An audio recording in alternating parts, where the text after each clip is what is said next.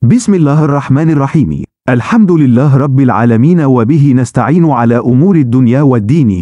Wassalatu wassalamu ala ashrafil anbiya'i wal mursalina sayyidina Muhammadin. Wa ala alihi wa sahbihi ajma'ina. Amma ba'du. Mungkin banyak dari kita yang bertanya-tanya tentang sejumlah orang yang mengaku Habib. Apakah mereka benar-benar keturunan Nabi? Sebagai informasi, gelar Habib disandang oleh seseorang yang merupakan keturunan Nabi Muhammad. Tapi belakangan banyak bermunculan orang mengaku Habib, tapi tingkah lakunya dianggap mencoreng citra keturunan Rasulullah. Ternyata, ada cara yang bisa membuktikan apakah orang tersebut keturunan Nabi atau bukan. Bagi sebagian masyarakat awam, mungkin akan merasa sulit untuk membedakan antara Habib asli dan palsu, karena masih melihat dari sisi fisik, tampilan luar seperti penggunaan jubah, gamis, imamah, serta memiliki tampang Timur Tengah. Lalu bagaimana cara untuk menentukan bahwa orang itu benar-benar Habib atau bukan? Di sini kita akan memberikan dua cara untuk mengecek keaslian nasab seseorang sebagai keturunan Nabi, yaitu melalui pengujian binatang buas dan tes DNA. Cara pertama adalah dengan pengujian binatang buas. Kasus mengaku-ngaku sebagai keturunan Nabi, ternyata tidak hanya terjadi pada masa-masa sekarang saja. Jauh sebelumnya, yaitu pada masa Daulah Abbasiyah, tepatnya ketika Khalifah Al-Mutawakkil menjabat sebagai kepala negara, seorang wanita bernama Zainab, mengaku-ngaku bahwa dirinya adalah cucu Nabi Muhammad Sallallahu Alaihi Wasallam. Ia menyebut dirinya adalah putri dari pasangan Ali bin Abi Thalib dan Fatimah, radhiyallahu anhuma. Bagaimana mungkin ia masih hidup ketika itu? Berarti ia hidup selama 200 tahun lebih, karena rentang masa antara zaman Nubuwah dan Daulah Abbasiyah, berkisar 2 abad lamanya. Meskipun pengakuannya ini tidak masuk akal, tetapi di tengah masyarakat, Zainab merupakan orang yang cukup berpengaruh. Ia memiliki banyak pengikut, bahkan ia mampu mengeksploitasi harta pengikutnya. Maka Khalifah Al-Mutawakkil pun mengeluarkan perintah untuk mengundangnya ke istana.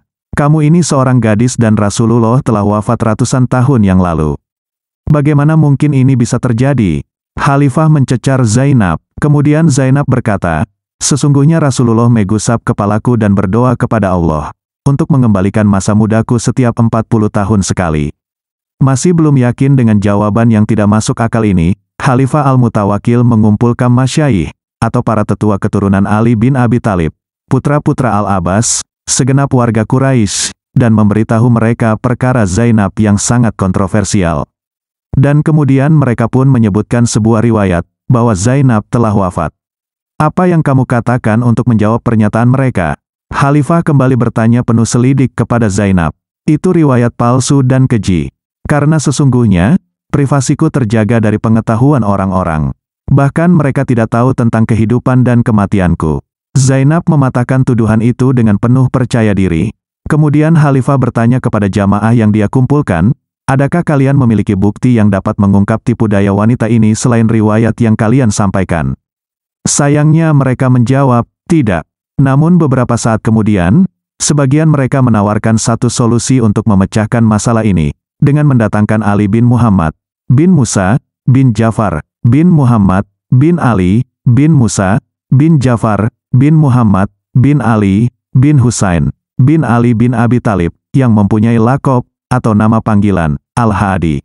Setelah disampaikan kepadanya apa yang sedang terjadi, Al-Hadi pun menegaskan, bahwa Zainab putri Ali sudah lama meninggal, dengan menyebutkan tahun, bulan, dan hari kematiannya. Tetapi bukan jawaban seperti ini yang diinginkan sang Khalifah. Beliau bahkan berjanji tidak akan melepaskan Zainab sebelum membungkamnya dengan hujah yang kuat. Jika benar dia adalah anak Fatimah, akhirnya Ali Al-Hadi kembali bersuara, berusaha mengungkap tipu daya Zainab dengan mengajukan sebuah tantangan. Sesungguhnya jasad keturunan Fatimah tidak akan dimangsa oleh hewan-hewan buas. Maka datangkanlah hewan buas kepadanya, dan lemparkan ia di tengah kerumunan hewan buas itu. Tidak, teriak Zainab yang raut wajahnya tiba-tiba berubah ketakutan. Ini hanyalah cara agar dia bisa membunuhku. Kenapa tidak kamu saja yang melakukannya? Katanya berusaha membela diri. Dengan tenang, Ali Al-Hadi berkata, ya, aku berani membuktikannya. Dan beberapa saat kemudian, ia dimasukkan ke dalam sebuah kandang. Perlahan-lahan, 6 ekor singa yang ada di dalam kandang itu, mendekati Ali satu persatu. Dengan lembut, tangan Ali membelai kepala singa-singa yang mendekatinya.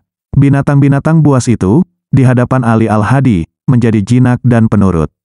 Begitu melihat Ali keluar dari kandang dengan selamat, dan dilihatnya dengan mata kepala sendiri sebuah pemandangan yang langka, Zainab pun hanya terdiam 1000 bahasa. Dan akhirnya, ia akui kebohongan yang selama ini ia desuskan, tipu daya yang selama ini dia mainkan. Masyarakat yang mengetahui kejadian ini, menjulukinya dengan sebutan, Zainab Al-Kadzabah.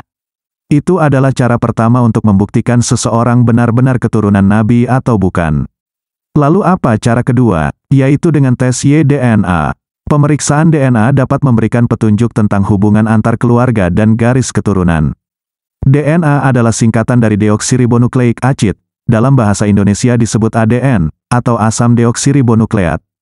Terletak di inti sel dalam struktur kromosom dan pada mitokondria. DNA inilah yang menentukan jenis rambut, warna kulit, dan sifat-sifat khusus dari manusia. Tes DNA genealogis adalah tes berbasis DNA yang melihat lokasi spesifik dari genom seseorang, untuk menemukan atau memverifikasi hubungan silsilah leluhur, atau untuk memperkirakan campuran etnis seseorang sebagai bagian dari silsilah genetik. Adapun cara kerja tes DNA berawal dari pengambilan sampel. Sampel bisa diambil dari darah, air liur, dan rambut. Ketiga metode pengambilan sampel tersebut yang paling lazim. Namun, bisa juga dengan pengambilan sampel dari cairan ketuban, atau cairan yang mengelilingi janin selama kehamilan, atau jaringan lain. Pengambilan sampel ini biasanya dilakukan dengan tes usap atau swab. Kemudian, sampel ini akan dikirim ke laboratorium. Di laboratorium akan dilakukan ekstraksi sel inti DNA, kemudian dilakukan pemeriksaan untuk menilai susunan kromosom DNA dari sampel.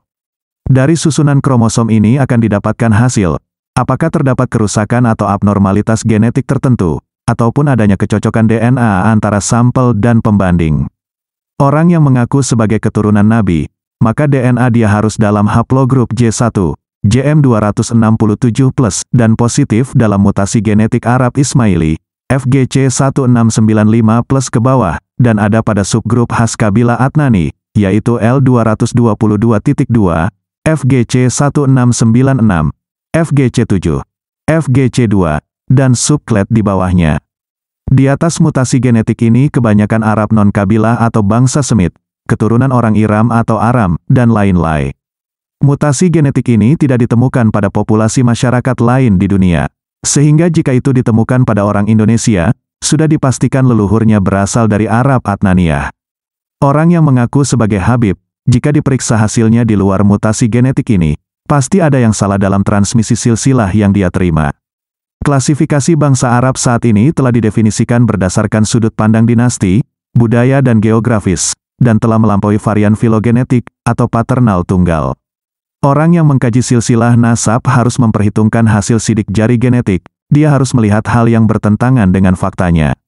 Apa yang diterima di masa lalu dalam hal spekulasi dan klaim warisan fiktif, karena kesamaan nama tidak dapat diterima di zaman ini. Silsilah nasab semuanya dari garis ayah bukan ibu. Dengan begitu, silsilah yang benar seharusnya tidak bertentangan dengan silsilah biologisnya atau Y-DNA. Membangun satu nama sebagai keturunan Ahlul Bait Nabi dari berbagai ras manusia, kemudian mempromosikan dengan gigi atas nama agama, adalah tindakan penipuan. Tidak peduli apapun hasil Anda, harus diketahui orang lain dan tidak boleh disembunyikan. Saya telah membaca banyak catatan mengenai nasab dan definisinya, juga lembaganya, dan penanganan terhadap pemalsu nasab juga konsekuensi hukumnya. Masuk ke Twitter, banyak sekali proyek DNA Arab yang diadakan berbagai universitas di Saudi, Yemen, Oman, UEA, Qatar, Suriah, Irak, Kuwait. Semuanya mencakup proyek suku-suku Arab Adnani, yaitu Ma'at, Rabiah, Nizar, Mudar, Quraisy, Qais Ailan, Hawazin, Sulaim, Gatafan, Bahilah, Muharrab, Fahim, Aduan, Khuza'ah, Kudo'ah, An-Nahed, Al-Kasir, Belharis, Juhaina, Bali, Sulaim, Al-Dawasir, Otaiba, Mutair, Kinanah, Asad, Hudail, Tamim, Salim bin Mansyur, dan lainnya. Dalam penelitian genetika, Y-DNA yang menandakan sebagai keturunan Sayyidina Ali radhiyallahu anhu, memiliki kode DNA FGC105000+.